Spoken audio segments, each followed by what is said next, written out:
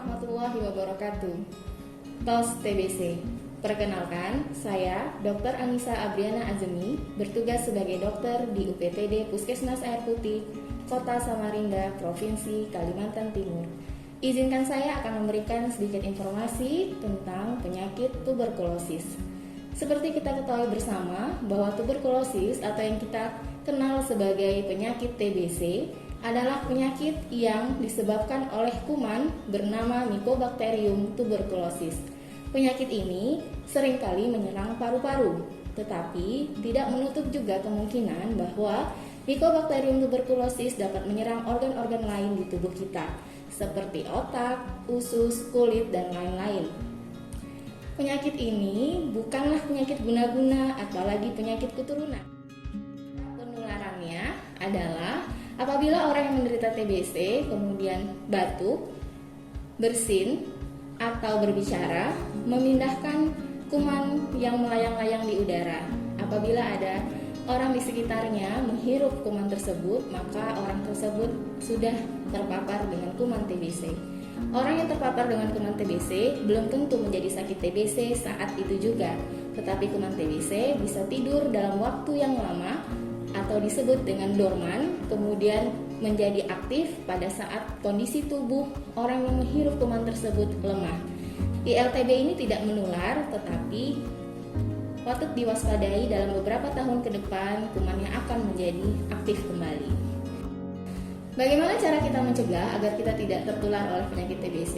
Cara pencegahan dapat dilakukan secara langsung maupun juga tidak langsung.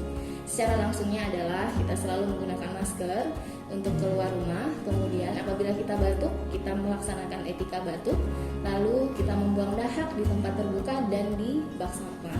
Secara tidak langsungnya adalah kita menerapkan perilaku hidup bersih dan sehat.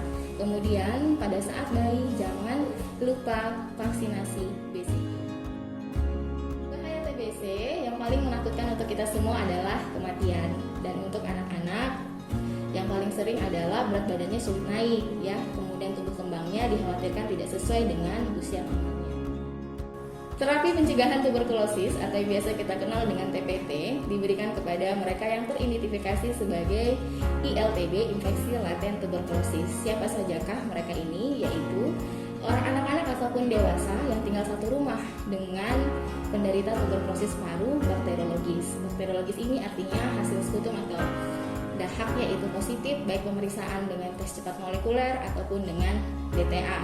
Kemudian kelompok-kelompok berisiko seperti orang dengan HIV/AIDS atau pasien-pasien imunokompromis.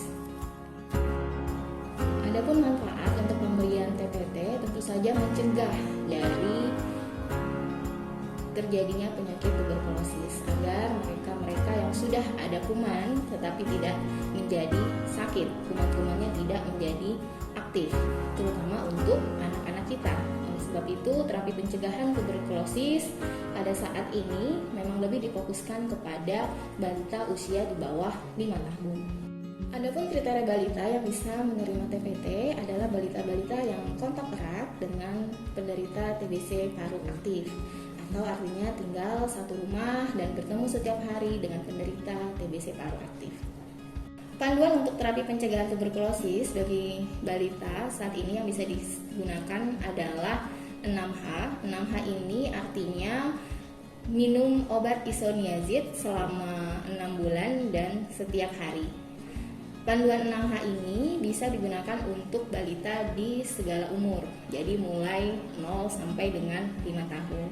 Nah, apabila 6H tidak tersedia, maka panduan yang lainnya yang bisa digunakan adalah 3HR. 3HR ini artinya obatnya terdiri dari isoniazid dan juga rifampicin, diminum selama 3 bulan dan juga setiap hari. Untuk balita yang berusia di atas 2 tahun, panduan yang bisa digunakan lainnya adalah 3HP. 3HP artinya obatnya terdiri dari isoniazid dan juga rifapentin. 3HP ini lebih mudah artinya karena obat hanya diminum 1 minggu sekali selama 3 bulan. Lalu bagaimana cara kita memberikan TPT kepada anak-anak kita? Jadi saya sedikit memberikan tips. Apabila panduan yang diberikan adalah 3HP, maka obat diberikan 1 kali saja selama 1 minggu, memudahkan ya. Lalu obat dapat diberikan bersamaan dengan makanan yang disukai oleh anak. Jadi rifampicin dapat dihancurkan, dicampur dengan makanan kesukaan anak, misalnya puding, yogurt, coklat ya. Prinsipnya bukan makanan yang berasal dari buah-buahan. Kemudian yang paling penting adalah konsistensi dan semangat dari orang tua sebagai pendamping minum obat balita yang mendapatkan TPP. Pesan terakhir kepada seluruh orang tua di Indonesia bahwa terapi pencegahan tuberkulosis bukanlah hal yang menakutkan. Semua bertujuan baik agar anak-anak kita bisa tumbuh dengan baik dan menjadi generasi penerus bangsa. Akhir kata, tos TBC.